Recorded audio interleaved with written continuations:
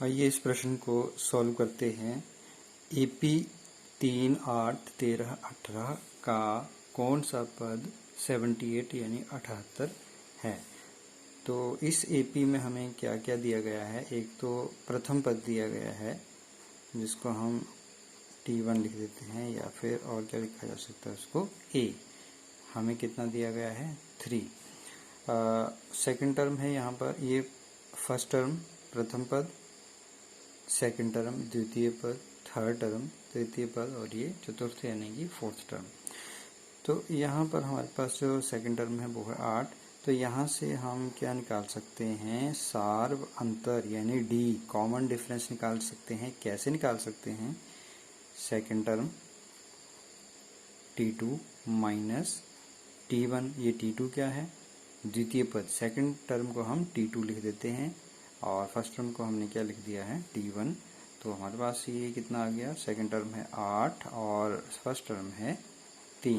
तो 8 में से 3 को माइनस करेंगे तो हमारे पास आंसर आता है 5। तो कॉमन डिफरेंस जो है यानी कि जो D की वैल्यू है वो हमें प्राप्त हुई है 5। ये हमें मिल गया। A हमें ज्ञात दिया गया है, D हमने पता कर लिया। अब उसने यहाँ पर क्या बताया है कि इस AP का कौन सा पद 78 है। तो हम मान लेते हैं कि जो अंतिम पद है A nth टर्म जो है यानी nवा पद जो है वो 78 है, ये हमने मान लिया। अब हमें ये पता है कि जो AN होता है यानी अंतिम पद या nवा पद जो होता है, nth टर्म जो होती है उसकी वैल्यू होती है A प्लस, उसे ज्ञात कैसे किया जाता है, A plus n minus 1 into D, ये इसका फॉर्मूला होता है। तो जहाँ पर AN लिखा है वहाँ पर हम क्या लिख देंगे, A plus n minus 1 into D equal to 78। हमने AN का वैल्यू जो है, AN की वैल्यू होती है A plus n minus 1D। तो AN को हटाकर यहाँ पर लिख दिया A plus n minus 1D equal to 78।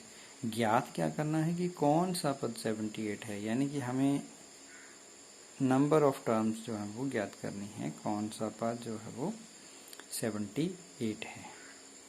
तो यहीं से मिल जाएगा। अब हमें पता है कि A की वैल्यू कितनी दी गई है 3 प्लस n हमें ज्ञात करना है, n को हमने n ही रखा है, और D की वैल्यू कितनी है हमारे पास 5 इक्वल टू 78।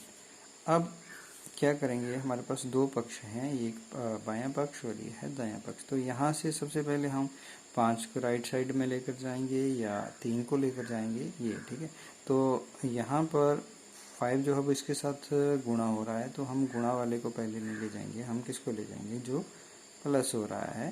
तो 3 को हम ले जाएं पहले इधर, तो n minus 1 into 5 equal to 78, और 3 प्लस का है तो यहाँ आकर हो जाएगा माइनस का 3। तो हमारे पास आया n minus 1 into 5 equal to 78 में से 3 माइनस करेंगे तो ये हो जाएगा 75।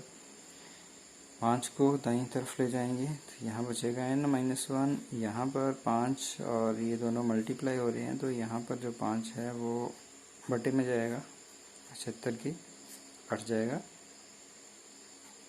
5 एकम 5, 2 बचे और 25, 5 बचे, 5 25 यानी 15 पंजे हमें पता है, वैसे ही 75 होता है। तो n माइनस 1 कितना हुआ इज इक्वल टू 15।